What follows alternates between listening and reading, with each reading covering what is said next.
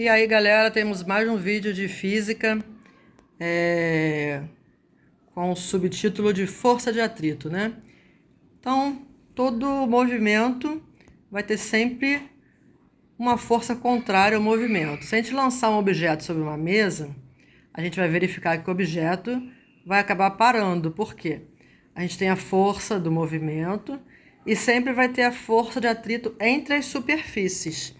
No caso desse exemplo aqui, a gente tem um bloco e a força entre as superfícies, a força de atrito, que a superfície da mesa B aplica no bloco A, é contrária ao movimento. E a força de atrito do bloco A na mesa B é a favor do movimento, porque ela recebeu uma força F. Então, esse bloco A vai se movimentar até chegar à velocidade zero, onde o bloco para. Por quê? O atrito entre essas superfícies, o bloco e a mesa, faz com que o bloco pare. Então, de acordo com a segunda lei de Newton, que força é igual a massa vezes a aceleração, a gente deve saber que a força contrária ao deslocamento do corpo, ao deslizamento desse corpo, é sempre a força de atrito.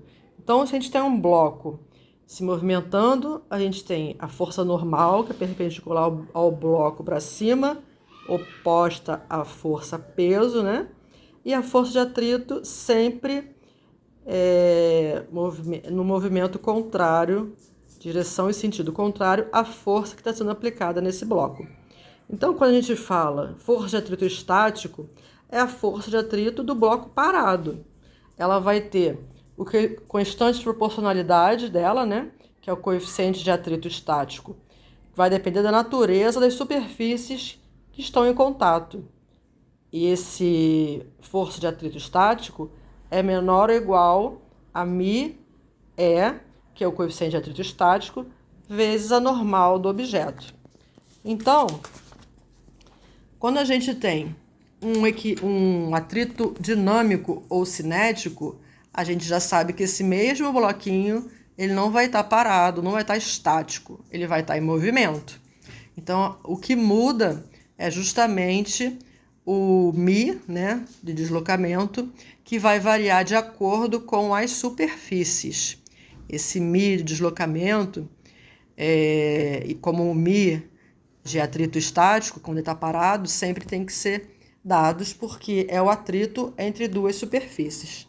Para começar a movimentar os exercícios e os bracinhos, vamos começar a fazer esse exercício aqui, que é o bloco da figura, que tem o bloco dessa figura aqui, tem massa de 8 kg e repousa sobre uma superfície horizontal. Os coeficientes de atrito estático e dinâmico entre o bloco e a superfície são μ estático 0,4, μ dinâmico 0,3, gravidade e a gravidade 10 metros por segundo ao quadrado, né?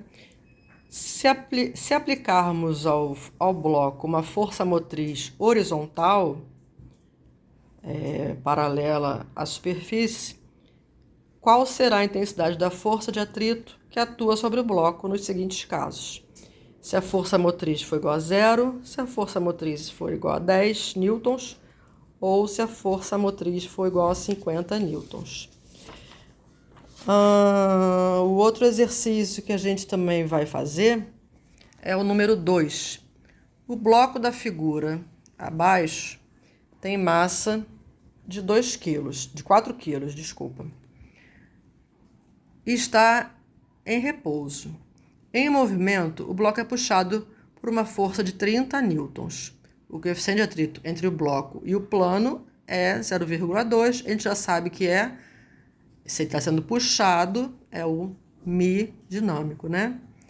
Então, os dados que são relevantes ao exercício é o G, né, a gravidade 10 metros por segundo ao quadrado, seno de 60 0,8, cosseno de 60 0,5, e o exercício solicita a letra A, o valor da aceleração adquirida pelo bloco, letra B, o valor da velocidade da distância percorrida pelo bloco após 5 segundos de aplicação da força F. E ela faz um ângulo aqui de 60 graus com essa projeção da paralela à horizontal, à superfície, né, onde o bloco está apoiado. Mais um exercício para a gente fazer. O coeficiente de atrito estático entre o bloco A e o plano é 0,3 e o coeficiente de atrito dinâmico é 0,2. Então, de acordo com a massa do bloco A, os dados que são dados, né? Os dados que são dados no exercício. Dados. Então, a massa do bloquinho A, 10 kg, bloquinho B, 8 kg, gravidade, 10 metros por segundo ao quadrado, seno de 30,05, cosseno de 30,08.